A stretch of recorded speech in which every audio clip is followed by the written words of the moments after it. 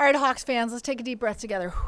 There's still a chance. Let's bring in our head sports phenom, Maria Martin. Thanks, Cheryl. All right, help us, because it felt like, am I watching the same team as now it's like a do or die situation. It's like a must-win situation as we're coming back from this loss from the Knicks. Yeah, and I think what's even more frustrating about that is when I sat in here yesterday, about 24 hours ago, I said Game 5 is so pivotal in any playoff series.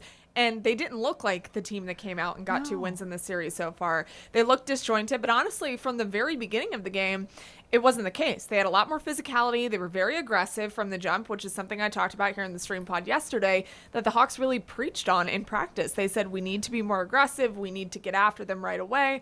The problem is the Knicks have a little bit more gas in the tank. And now when you're playing chess, you know how it is. One piece, another piece. Well, the Knicks are making a few more moves on the chessboard, and I think the Hawks don't really have an answer for a lot of it, which is very concerning. And what I saw yesterday were things that I don't know can get corrected, Cheryl, because at this point in the postseason, you kind of are what you are. I mean, you can do so many things, obviously, but a guy like Jalen Johnson, who you're looking at, who's needed to step up, did in last night's game, but before that, he's been non-existent. Same with Nickeil Alexander-Walker, who was just named most improved player in the NBA. You really needed those two guys to be on their P's and Q's this entire series, and they're going to have to continue to do so when they come back here to State Farm Arena tomorrow because, as you said, Cheryl, it's do or die. These guys got to win. Now, Jalen had the most points, right? 16 or 18? 18, yeah. But the high scorer on the other side of the ball, Jalen, also had a lot more than that. I mean, it's just like there's just not keeping up. Jalen Brunson is unbelievable. Yeah. And if you paid attention to Jalen Brunson's run as a New York Knick, especially in the postseason, he has some of his best performances at this point in a playoff series. So it's not necessarily in the beginning, even though he was still fantastic in the first 2 games, but he made it look like the margins were not close. When you're scoring almost 40 points on your own hand, and then you also have a guy like Karl Anthony Towns, who the Hawks have not had an answer for either.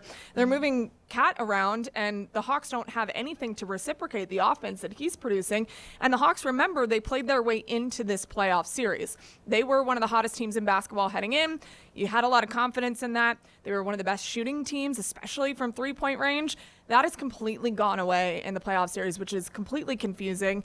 And they're going to have to turn it around very quickly at State Farm if they do not want to be bounced out of the first round early. Yeah, I'm thinking like Ted Lasso, you got to be a goldfish. Like, forget the last game, right? do. Because so much of it's like really mental toughness at this point, right? Because Sure. you've got a lot of talent on both sides here, but who can really pull that off? And now when you're playing, like digging yourself out just to try to get to a game 7, the pressure is going to work on you one way or the other, right? It's really tough, but to their benefit, they are coming back to State Farm Arena, a place that they feel very comfortable playing in. I know they split here earlier when the series was here, but remember Game 3. So they go in New York, they lose Game 1, they win Game 2, they steal one at Madison Square Garden, they come back to State Farm Arena with momentum, with hype, with all of that. The roof was basically going to blow off of State Farm Arena. It was unbelievable. Insane. So if the energy can be there for Game 6, it's hard to close out a playoff series, no matter if you have playoff experience or not, talking about the New York Knicks. It's incredibly hard to do that. So when they come into State Farm Arena, like you said, they got to forget about what's happened the last 2 games because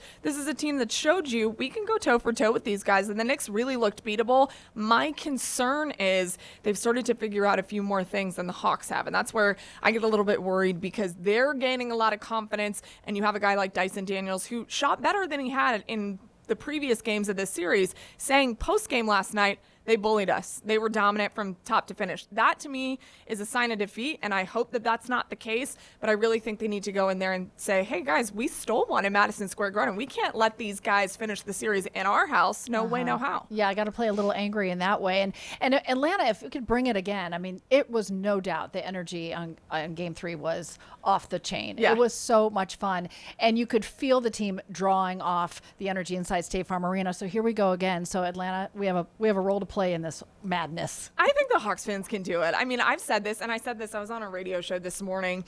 I said that I think it's such an underrated atmosphere in the NBA. I know Madison Square Garden, the history and just the allure of Madison Square Garden is incredible. I grew up actually wanting to be a Knicks dancer, believe it or not, because I was a dancer growing up, and I always wanted to be a part of that atmosphere. But being a part of State Farm Arena's postseason playoff experience, I think is one of the best in the country. I was there for the 2021 Eastern Conference Finals run. Every single night, no matter what the series was at, no matter where we were or who we were playing, State Farm Arena was unbelievable. So I think Hawks fans can bring it again. I have full faith in you guys that you'll be out there and be loud and proud. So it would be honestly so devastating to have the Knicks close the series here. I think this is going to 7. Oh, good. Okay. Listen, I believe in you. So when she says it, I believe it. I have a question, though, before we go. So no matter what happens, where do you feel like the trajectory of this team is? It's so high. I love the path that this team is on. And ever since the departure of Trae Young, people thought, what does this team even look like? I saw someone who was a national correspondent say, I don't know who the heck is playing on the Hawks, but I like them. And I think it was really funny because it is a totally different looking roster, a very different team. And you have a very young core, which there is a lot of promise here. And I think they should be proud of the first round playoff experience that they're getting. I hope it turns into a second round appearance this year. But if anything, it's telling you that the departure of Trae Young really saved this franchise and this organization. And I know that was very tricky to navigate, but I think it was to their benefit because now you have other guys like Jalen Johnson who will emerge as the superstar that we know he is, and the pieces around him too that are going to be in place for a long time. This is going to be a fun team, and I'm very excited about what they're doing now. Again, hopefully it continues, but I think the trajectory is through the roof for this team. There is something exciting when you're building a team like of 5 or more, not just kind of one with maybe the others, one and the others, but really like what they could do as a crew. It's great. She said it, Game 7. Let's do this thing. We hope, fingers crossed. You're the best. You're the best. Thank you. All right.